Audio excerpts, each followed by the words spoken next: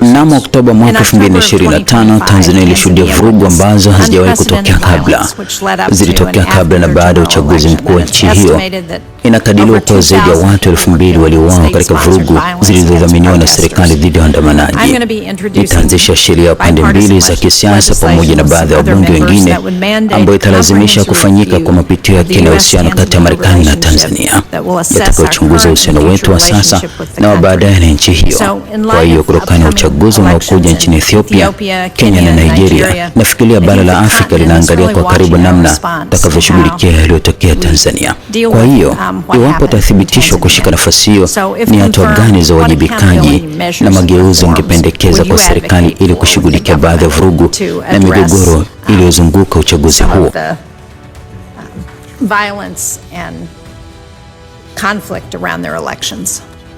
Asante kwa swali hilo Senator, na ninaruhusu niseme kwamba ilikuwa heshima kukutana na wafanyakazi wako wiki iliyopita na kukubaliana kabisa kwamba uchaguzi wa Oktoba 2025 unaibua maswali mazito kuhusu mustakabali wa Tanzania na mwelekeo wake kama mshirika wa Marekani. Niliona kwamba ripoti ya tume iliyotolewa wiki iliyopita ilisema kuwa ni takriban watu 500 pekee waliokufa, na nadhani ripoti hiyo bado haijawekwa wazi kikamilifu kwa umma. Lakini kwa hali yoyote ile, Tanzania lazima iwajibishwe kama nilivyosema katika hotuba yangu ya ufunguzi. Jambo hili halitafichwa wala kusahaulika, lakini sehemu ya mapitio ya kina ya uhusiano wa pande mbili ambayo tayari yanaendelea. Natarajia kuona na kuzingatia sheria uliyotaja hivi punde. Uhuru wa binadamu ndio msingi wa ustawi na utulivu. Historia yangu katika haki za kiraia, uhuru wa kujieleza na uhuru wa kujiunga na makundi mbalimbali, nafikiri ni ishara kwamba utawala huu pia unajali uwepo wa mambo haya nchini humo. Bi Truckman, tuanze na wewe. Tanzania inahusika katika mashambulizi ya kudumu na yanaongezeka dhidi ya uhuru wa kidini.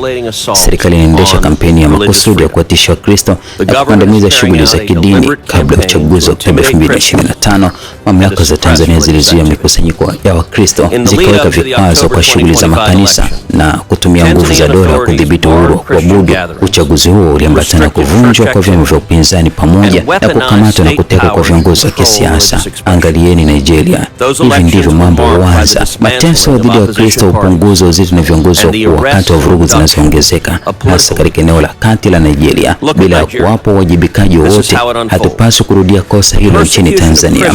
Utawala wa Trump ulikuwa sahihi kuanzisha mapitio ya uhusiano kati ya Marekani na Tanzania. Ukandamizaji unaoendelea dhidi ya Wakristo unapaswa kukabiliwa na madhara yake. Je, unaamini kwamba Tanzania inafanya ukiukaji mkubwa wa uhuru wa dini? Asante kwa swali hilo Senator.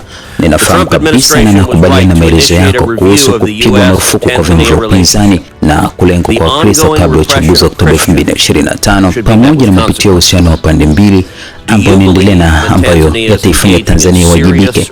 Hilo ni sehemu muhimu sana ya mapitio hayo yanayoendelea, na si jambo linaloweza kujadiliwa. Kwangu mimi, kama mtu anayejali sana uhuru wa dini ambaye nimewahi kushughulikia kesi katika eneo hilo, hili ni jambo ambalo ninalifuatilia kwa karibu sana, na nitakuwa nikichunguza kwa makini vitisho vyote vinavyoendelea nchini humo na kuhakikisha kwamba vinakuwa sehemu ya mapitio ya uhusiano wa pande mbili. Kuna kifungu katika katiba ya Tanzania kinachohakikisha uhuru wa dini. Maneno hayo yanapaswa kuwa na maana halisi, na kama Jaji Skali alivyosema, ni rahisi kutoa ahadi hizo kwenye karatasi, hiyo haitoshi. Lazima zionekane katika maisha halisi. Kweli kabisa.